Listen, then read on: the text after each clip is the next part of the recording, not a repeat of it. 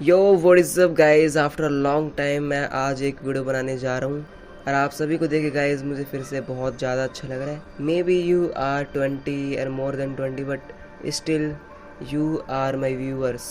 Guys आपने ये line कहीं ना कहीं पे ज़रूर सुनी होगी कि प्यूबर्टी एज के बाद हमारी जो हाइट है वो कहीं ना कहीं पे रुक जाती है। और this line also you must have listened कि आपकी जो हाइट है वो ऑलमोस्ट आपके पेरेंट्स के हाइट के ऊपर डिपेंड करती है। But it is not a full truth, it is just a half truth.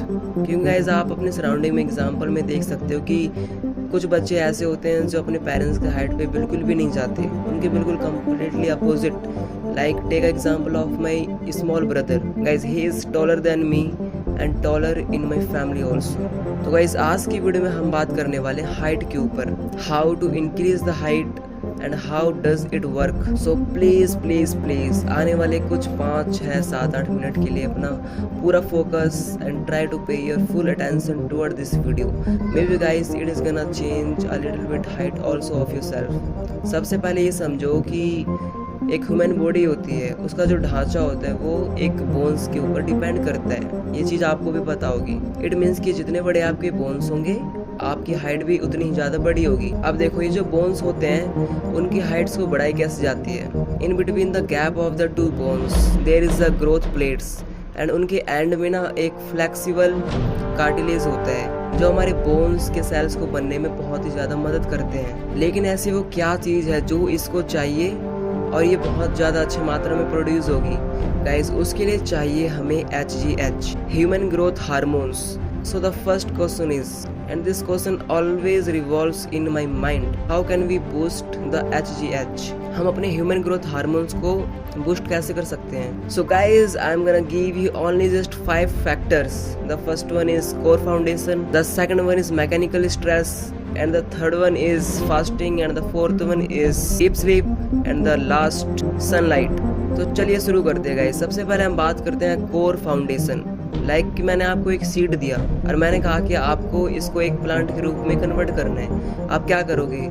At least you will have to pour some water, you will have to fulfill its requirements, what it is demanding for that, like for the sunlight, for some ingredients, some basic needs। आपको वो सारी चीज़ें consistent रूप में देनी पड़ेंगी, तभी ये जो बीज है कहीं ना कहीं आगे चल के एक प्लांट के रूप में बन जाएगा। Otherwise there will be no chance to be and convert into a plant। So the same process also with us।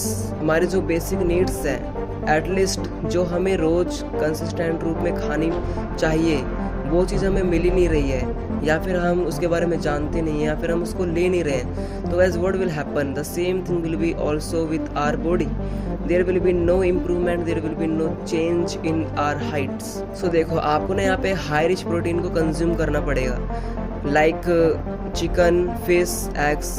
अगर आप नॉनवेज नहीं हो, आप एक वेजिटेरियन हो, तो आप यहाँ पे सोया चंक्स, चने, ये जो काजू बादाम्स होते हैं, ये सारी चीज़ें आप इंक्लूड कर सकते हो। और हाँ गाइस मैं आपको मेन चीज़ बताना ही भूल गया, मैग्नीशियम एंड जिंक। इन दोनों मिनरल्स को आपको अपने प्रोटीन इंटेक में डेफिनेटली इंक्लूड करना है किसी भी हालत में। गाइस देखो मैग्नीशियम क्या करता है, आपके जो मसल्स हैं, आपके जो बॉडी के जो सेल्स होते हैं उनको रिपेयर्स करता है, उनको मॉडिफाई करता है, बेसिकली उनको रिलैक्स भी करता है। And it will also boost your sleep quality. Magnesium आपको नट्स, सीड्स या फिर ग्रीन वेजिटेबल्स यहाँ से आपको मिल सकती है। And the second one is zinc. Zinc ये आपको गाइस दूध, दही, मक्खन, फिश, इन सारी चीज़ें से आपको जिंक मिल सकता है। Now let's come to the second point, mechanical stress. Guys stress here doesn't mean कि टेकिंग अ मेंटली स्ट्रेस, आप उदासी में रहो, आप निराशा में रहो, ऐसा नहीं है। Mechanical stress means doing something like workout. आप अपने बॉडी को मूव करो, उस पर काम करो, उसको स्ट्रेस दो। और हमारा बोल स्लूरो भी यही कहता है कि अगर आप कंसिस्टेंटली आप अपने बोन्स पे स्ट्रेस देते हो तो one day it will B growing up. आपकी हाइट एक ना एक दिन बढ़नी ही बढ़नी है। लेकिन अगर आप मैकेनिकल स्ट्रेस नहीं दे रहे हो तो क्या होगा, आप सिर्फ एक जगह पे बैठे हो पूरे दिन फ़ोन में घुसे पड़े हो, तो there will be no chance and your bones will be weaker than the previous. So I don't want to speak too much. I just want to give you 3 basic exercises. The first one is sprint. इसमें आपको क्या करना है sprint में guys? आपको for 1 minute, at least 1 minute, you have to give each and every bit of your potency and your energy. आपको 1 minute तक पूरी जान लगा के भागना है और फिर उसके बाद आप 4 से 5 मिनट का रेस्ट ले सकते हो और ये आपको सेम प्रोसेस 4 बार करना है आपको. And the second one is cycle. मैं नहीं बताऊंगा how to use the cycle. And the third one is swimming. और अगर आप जिम अफोर्ड कर सकते हो so I would also recommend you to go in a gym and give a precious time and take out a few minutes for your gym. And the third one is guys fasting. ये थोड़ा सा अजीब होगा और may be ये आप पहली बार सुनने वाले हो. फास्टिंग यूजुअली हम क्या करते हैं कि हम लोग एवरी डे खाना खाते हैं एज ए ह्यूमन बींग. लेकिन क्या हो अगर आप 24 घंटे के लिए खाना खाना बंद कर दो? उस समय पे गाइस एक मेल बॉडी के अंदर 1300 से 2000% तक HGH सैचुरेशन प्रोड्यूस होता है. और वहीं अगर मैं बात करूं एक फीमेल बॉडी में 200 से लेकर 1300% के बीच में HGH सैचुरेशन प्रोड्यूस होता है. And the fourth one is, and I think guys this is the best one for my self, deep sleep. Guys मैं इसके बारे में ज़्यादा बात नहीं करने वाला. मैंने अपनी पिछली वीडियो में इसके ऊपर each and every almost every point I have considered there.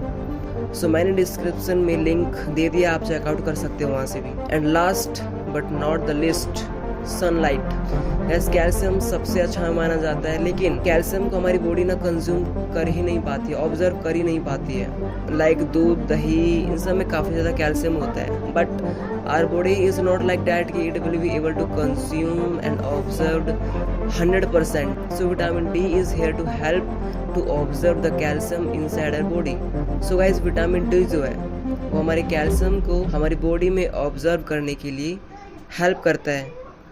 So I hope guys you must have learned something from this video. So till then, love you all. We will meet again.